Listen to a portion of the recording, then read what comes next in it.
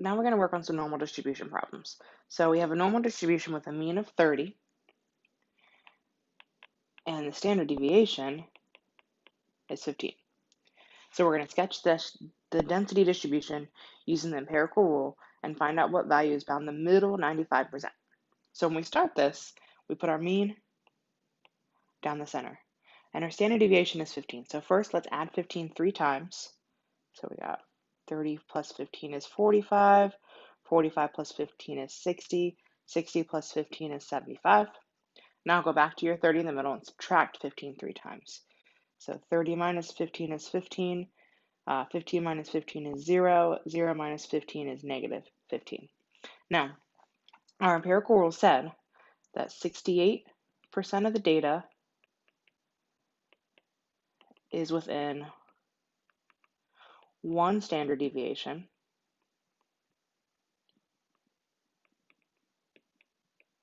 of the mean,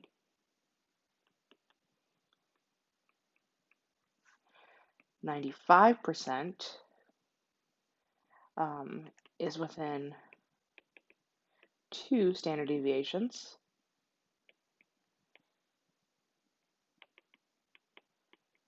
and then 99.7 is within 3.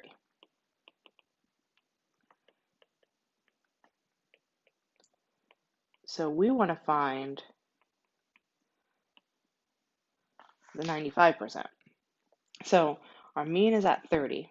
So then 2 deviations away on the positive end, the right end, would be to 60.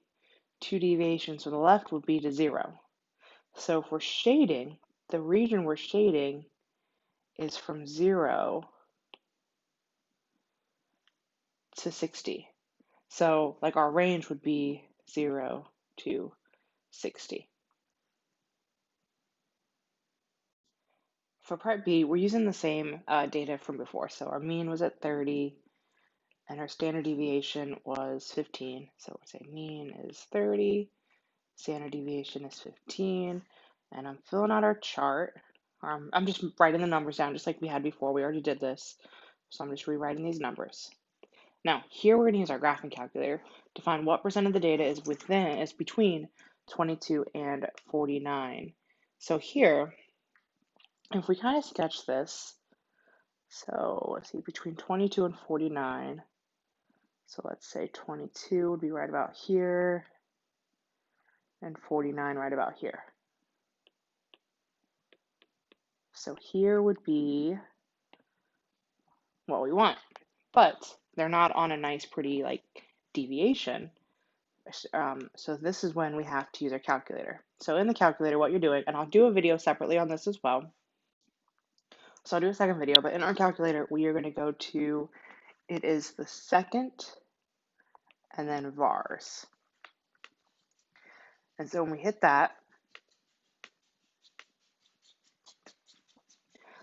sorry, I'm doing it on mine as well. There we go. We want option 2, which is normal CDF. And then from here, it's going to give you options. So it's going to say things like lower, upper. It has that like funky U, which is mu, so it's mean. And that O thing is standard deviation, and then it says paste. So what you're going to do, so think of it as our lower is going to be 22. So you're going to type in 22 for the lower. Our upper is going to be that upper bound. So in our case, it's going to be 49. Our mean is 30. And our standard deviation is 15. And then you highlight paste and press enter again, and it's going to give you 0.600. So it's telling us that 60% of the data values are within our the interval 22 to 49. For part C, we're going to again use our graphing calculator. It's going to be a little bit different this time, but we're using the same data, so we're still on the same curve. So I'm going to put our numbers down here that we just did. Now here we want the starting value, find the starting value for the top 10% of the data. So in this one, we're using our calculator again, but we're going to go to, so it's still second vars, because above the vars it's the distribution. So we're going to it's our distribution menu, but the keys to get there, it's second vars.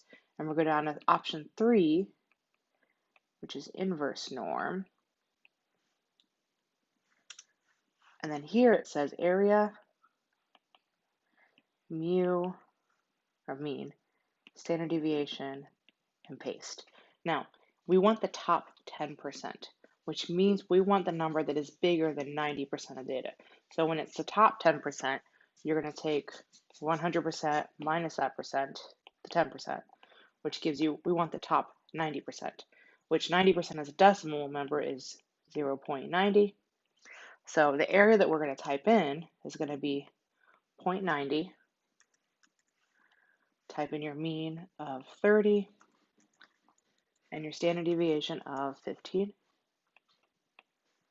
And hit paste and enter again. And it's going to give you 49.2. So 49.2 is the starting value for the top 10% of your data. So if we sketch this, right about here, so this would be 49.2. So this region I shaded, that's the top 10% of your data. All right, number 10 is similar to one we just did. So the length of time it takes for a manufacturer to build a car is normally distributed with a mean of 21 hours and a standard deviation of 2. Use this information to answer the following questions. So for part A, we want to know what percent of the cars take between 17 and 25 hours to make. And then we're going to sketch our density curve and shade the area of interest. So remember, we put our mean down the middle, and then we're going to add our standard deviation 3 times to the right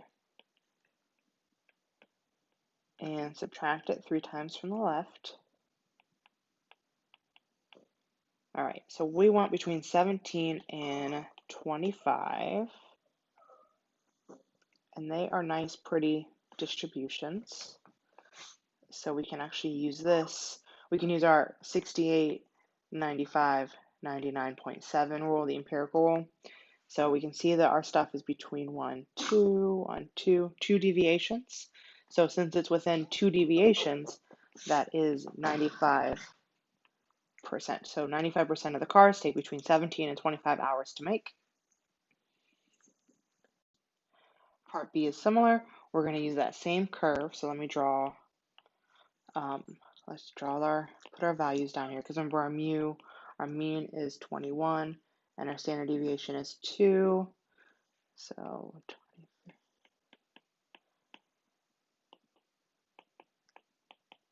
all right, so we want less than 16 hours. So 16 will be right about here. Actually, let's put that more in the middle. 16 will be right about here. So it's this little piece there. So here's where we're going to use our calculator, and we're going to use second vars down to option 2, which is normal CDF, and it's going to say lower, upper, mean, standard deviation. And then I'll say paste. So here, because we want it less than, we kind of go off the curve there, right? We go off, under our bell curve. So lower on that case, just negative 99999. Like I put like 5 nines. So when it is what we call left-tailed, you're going to use your lower is going to be negative 99999. Our next one is going to be a right-tailed one, so we'll go over that next. So it goes from it's basically going from negative infinity, but we can't type that in the calculator. So it's going from negative infinity up to 16. So our upper is 16, our mean is 21, our standard deviation is 2. Press paste and then press enter again. and you're going to get 0.0062, which is 0.62%. So that's 0.62% of the cars are made in less than 16 hours. All right, part C is different, or similar. Here's, it's going to be right-tailed. So let's see, mean was 21, standard deviation is 2, so 21, 23, 25, 27. All right, so here we want to go, let's see, more than 23 hours. So from 23 on. So again, we're going to hit second, then the vars key, and we want option 2, normal, CDF.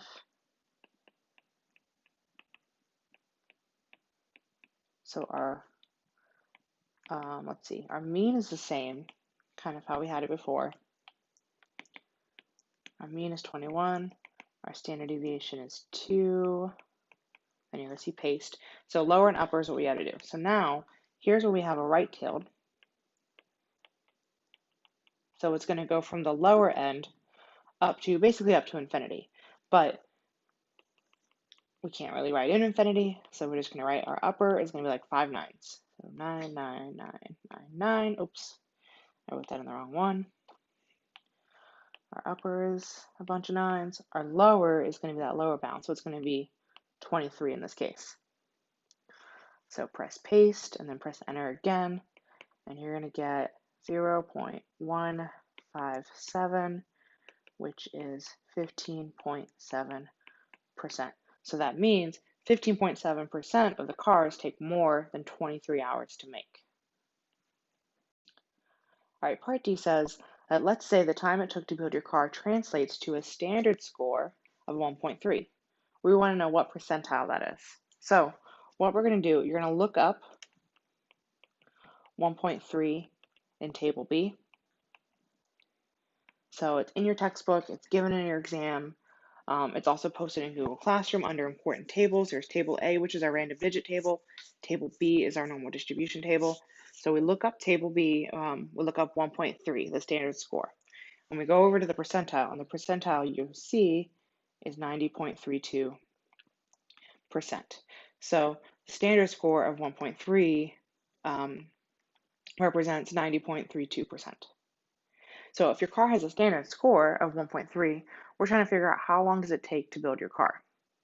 So from the previous kind of thing, we have that same kind of data from before. Our mean was the 21, and our standard deviation was 2. So here we're going to find the standard score. Well, we have the standard score. We're going to use our standard score formula. So our standard score, or z-score, is your observation, or your data value, minus the mean, divided by your standard deviation.